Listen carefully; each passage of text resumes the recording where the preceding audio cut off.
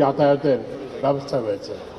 3.25 ঘন্টায় এটা পৌঁছে যাবে ঢাকা থেকে খুলনা বা খুলনা থেকে ঢাকা।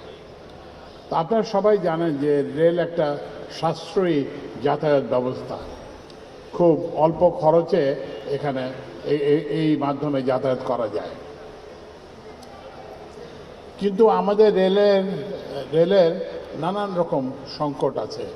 আপনারা অনেকেই অসন্তোষ ব্যক্ত করে থাকেন, কিন্তু আপনাদের জানতে হবে যে রেল কেন আপনাদের প্রার্থিত সুবিধা দিতে পারে না।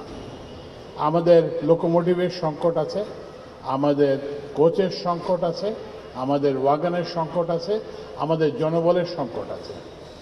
আমরা এই সীমিত সংখ্যক জনবল দিয়ে রেলের কর্মীরা একটি বড় দায়িত্ব পালন করেন। তারা কিন্তু আমাদের আনসাং হিরোজ, তাদের কথা কেউ মনে করে না, কিন্তু আমি তাদের আজকে স্মরণ করতে চাই।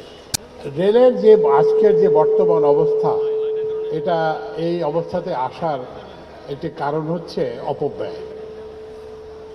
আমরা যত্রতত্র স্টেশন স্থাপন করেছি, যত্রতত্র রেল লাইনের বিস্তার করা হয়েছে, কিন্তু লোকোমোটিভ আছে কিনা, ক্যারেজ আছে কোচ আছে কিনা, এগুলোর জনবল আছে কিনা, এগুলোর ব্যবস্থা না করে এগুলো করা হয়েছে।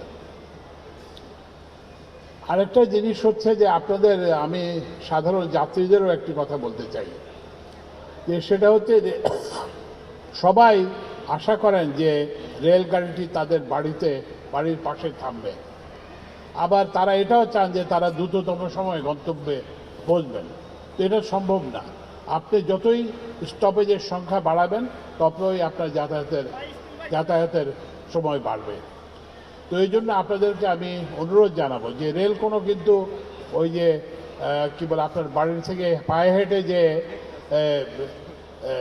রেলে ওঠার এটা না। পৃথিবীর সর্বত্রই কিন্তু আপনি অন্য একটা যানবাহন যে আপনি রেল স্টেশনে যাবেন, এটা একটা সেকেন্ডারি ট্রান্সপোর্টেশন।